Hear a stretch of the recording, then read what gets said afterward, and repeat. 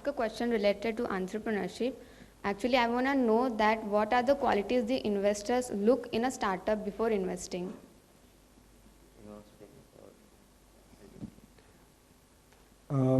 I think again, this is my view.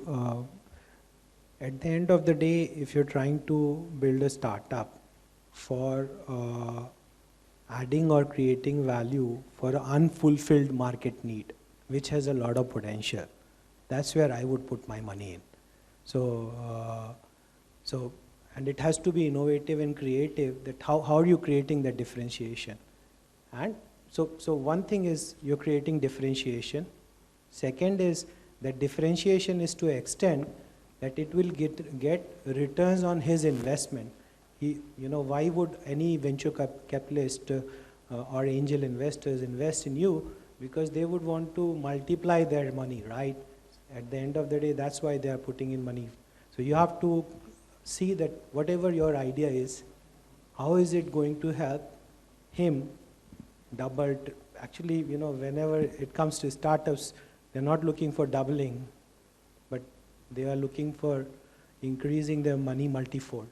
So you have to, on one hand, you have to have an idea and product which can add so much of value and bring in so much of business that his investment will be increased multifold.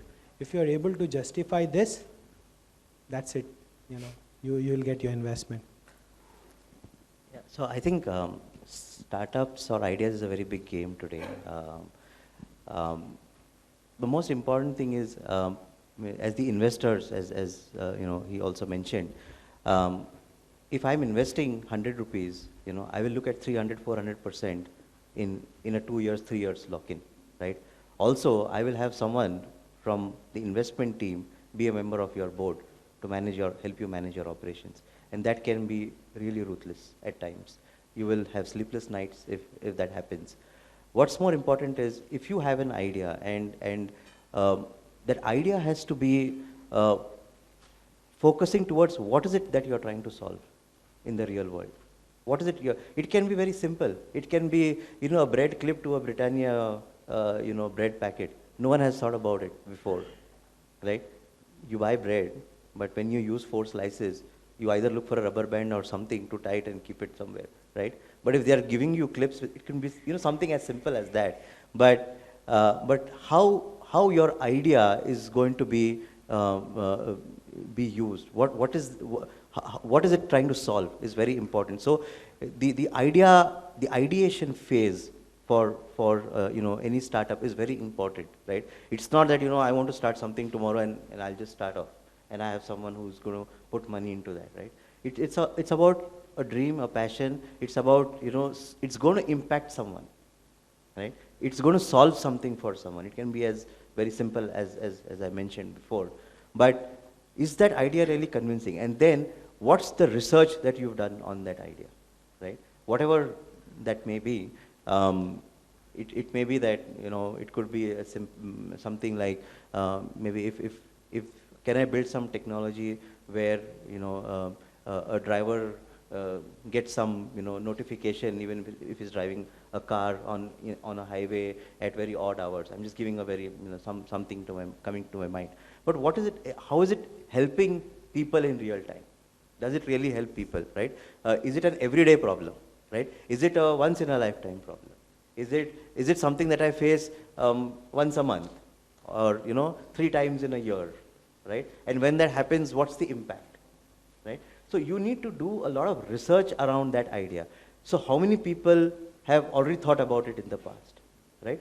Which companies tried that idea? Which companies failed from that idea? So that you learn from those failures, right? Then what else can I do in this, right? Because you cannot process a raw idea directly, for investment. It has to be, polished and added, and grind. I mean, complete. You need to have that complete thing ready so that you will say that yes, this is something that is going to do something different. Again, for the investors, you need to create a business case, right? That why is this product or why is this whatever you're trying to do is going to help people, right? So very small ideas of those yellow sticky notes that you see today, right? it was a big innovation. It was a big idea, right, at that point of time. That, you know, if I remember something, I write it down and stick it on the board so I remember it. But today, you know, Evernote and all in Microsoft has solved that problem, so you no longer need that. So these are very small innovations that will start killing prior innovations, right? So how long will this idea last? How long will people be using this, right? And then what is going to be my market value for 1 year, 2 year in the market, and will my investors make money on to that? Moreover, will I be very passionate about that idea that I thought about? You see a lot of startups that come up and go down. If you read today's newspapers also, you'll see a lot of food startups that are now, you know, going down. You know, so to me, startup is like you know, that game of music. It's going on. You're, you know, passing the parcel. So today, I would say with the startup culture, the music is on, right? So you need to be very clear about that idea. There are ideas that will last for a lifetime, where someone will use a particular, you know, device, a particular technology, a particular thing, you know, every day in his life, right? And what's that impact? So what's that business case that you've created to help that investor understand that, yes, A, he's putting in the right money, but before that, are you convinced about your idea? Have you spoken to people, you know, around you who are seniors, and you've sold that idea to them? Can anyone buy that idea? So for that, you also need to be a very good salesperson, right? You need to understand the market really well, right? But obviously, once you get funding, you can, you know, as someone said in the example, you can hire people and, you know, make that happen. But you also require different kind of knack to do that, right? It's just not going to happen. So it is obviously not so simple, but a simple idea can make it really big also. You know, look at it from both ways. So it has to be really convincing, if that answers.